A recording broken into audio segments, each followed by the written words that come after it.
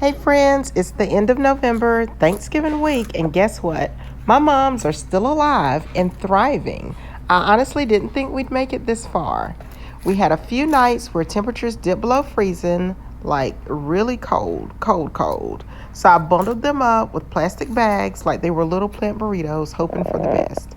And yep, the cold did take out a few leaves. I've got some yellow wilted ones I'll need to clip off.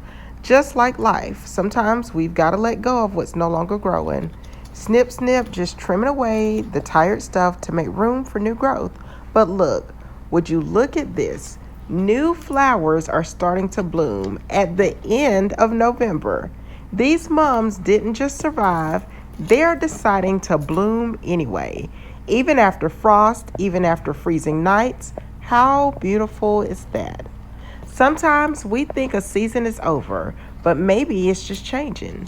Maybe it's making space for new color, new growth, and new beginnings. So here's to resilience, to the unexpected blooms, to holding on through cold nights and still having the courage to flower.